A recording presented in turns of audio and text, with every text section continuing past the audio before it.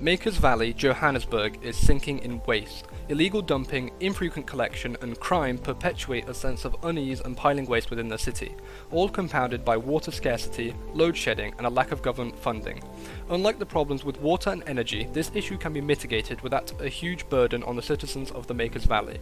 This is important as the government is busy enough already spending £250,000 in water losses every day, alongside its backlog of maintenance and repairs on infrastructure over £1 billion. Johannesburg has infrequent, unreliable waste collection, as well as few publicly available bins due to high crime and vandalism. Johannesburg's social issues are a big factor in delays to repairs of infrastructure and increased financial load on the government. This issue cannot be fixed by selling the people a product. The way to manage the waste of Johannesburg is an idea.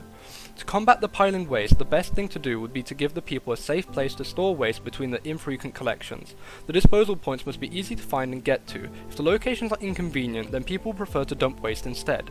The waste will eventually have to be removed. Disposal points will create an increase in the capacity of waste, but will still have to be taken away.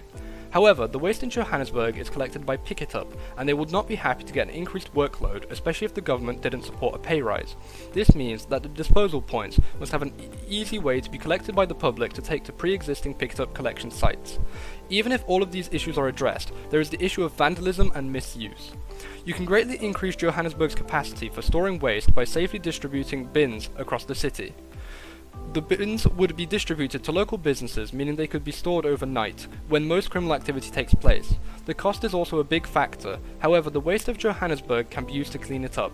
Using old oil drums, bins could be made much like those at festivals, and to incentivize businesses' cooperation, they could be painted as advertisements, giving the region some character as well as serving a function.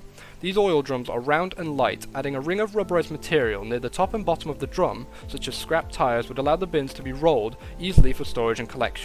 The Community Bin Project is a charity in Johannesburg working on this issue already. They have created high-capacity waste collection spots, however they are too few and inconvenient to incentivize use. These smaller bins would complement this scheme.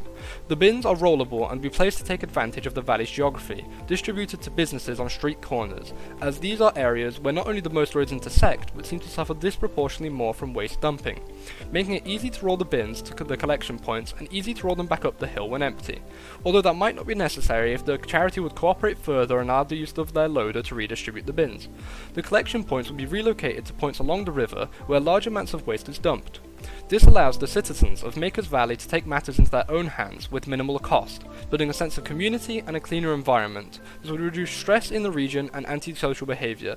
This also minimises the reliance on the government and helps clean up Johannesburg one step at a time.